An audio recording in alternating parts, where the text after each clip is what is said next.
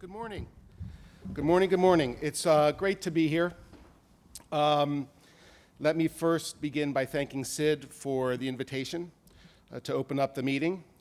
For those of you who don't know about the Wine Institute, we have been around since the end of Prohibition, 1934. And we are the largest public policy advocacy organization representing California wineries. We have over 1,000 member wineries in our organization. And we are active every day advocating for the industry at the local, state, federal, and international levels. And this includes defeating state excise tax and fee bills regularly throughout the country, shaping environmental and labeling regulations, working to open up the few remaining states to direct-to-consumer wine shipping, and promoting a trade agenda that expands export opportunities. And we also focus a great deal of our time on sustainable wine growing. We have a program called the California Sustainable Wine Growing Alliance, where we have the overwhelming majority of our members participating, as well as a partnership with the growers as well on that front.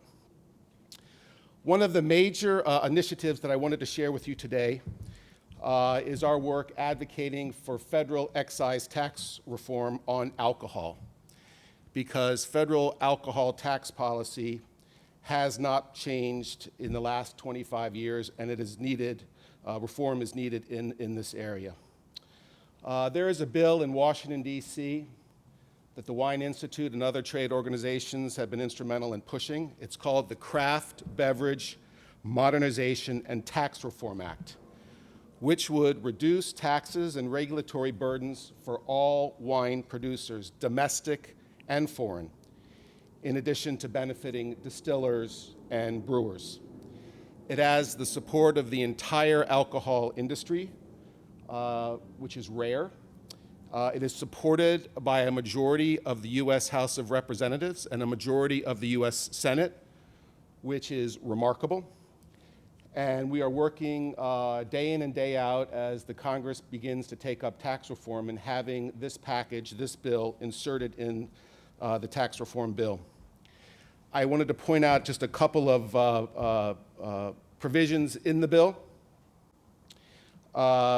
It would expand the small producer rates and apply that benefit to all wineries. Sparkling wine would also be included, currently is not in the small producers exemption for wine. And also would increase the alcohol by volume threshold for the $7 rate from 14% ABV to 16% ABV. So these provisions and a few others that relate to wine would provide critical capital for our members and others to invest back into their businesses. In the past couple of years, the Wine Institute has also been instrumental in opening up states for direct-to-consumer shipping. In the last couple of years, we've opened up Pennsylvania and Arizona. So now 95% of the US population in 44 states and Washington, D.C. can receive wine directly from the winery. Pennsylvania and Colorado have newly passed laws that allow wine in grocery stores, and Tennessee began allowing wine in grocery stores as well in wet communities.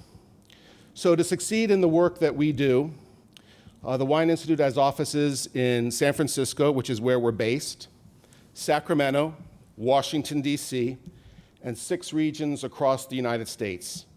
And we contract lobbyists in all 50 states. We're engaged in all 50 state capitals, and we have also 15 offices abroad which focus on expanding wine sales through our robust international wine marketing program. It's appropriate for the inaugural International Bulk Wine and Spirits Show in the U.S. to be in California. California, as you hopefully know, is the 4th largest wine producer in the world after France, Italy, and Spain, and home to 4,700 wineries, family-owned, multi-generational. And our wineries produce 85% of our nation's wine and responsible for 97% of our exports. Exports have grown to $1.62 billion in winery revenues. Our exports are up over 80% in the last decade, 80%, despite heavily subsidized foreign competition and high tariffs in many markets. And our wineries are emphasizing high quality as the premiumization trend in the industry continues. So as we look ahead, one of the biggest challenges we face as an organization will be to continue to open new markets and expand opportunities. We have a new administration in Washington that has a vastly different trade agenda from previous administrations, which will require us to work even harder and navigate a bit differently to address many of the trade barriers that we face. Our administration has backed away from large multi-trade agreements like the Trans-Pacific Partnership, TPP, and the Transatlantic Trade and Investment Partnership with the European Union, TTIP, and has shifted its focus to trade enforcement and protecting domestic markets from unfair competition. And while these objectives are very important and can have benefits for the wine industry, we cannot afford to back away from an outward-looking, offensive trade agenda. So we are hopeful that the administration's focus on trade enforcement will help us resolve some of the market access issues we are facing in Canada, our largest export market, our most profitable export market, where some of the larger provinces have taken steps to protect their growing domestic wine industry. And some of these actions are clearly violations of their WTO obligations. And we're working aggressively with USTR rep, Bob Lighthizer, who is a terrific choice that the president made, to focus on some of these issues. Ultimately, though, there must be new trade agreements in critical markets like Asia in order to grow exports. And these are some of the fastest growing wine markets in the world. And if TPP and other FTAs are finalized without the US, then we will be at an even greater disadvantage. And the risk that we face in not pursuing these trade agreements was illustrated very clearly just a couple of weeks ago when the European Union and Japan announced a major free trade agreement. Under the new agreement, EU wine producers will see their tariff on wine exports to Japan go to zero immediately on day one, while the US will continue to pay a 15% tariff. In Japan as well, Australia and Chilean wines enter Japan duty-free. So in 2016, we shipped 23 million liters of wine to Japan.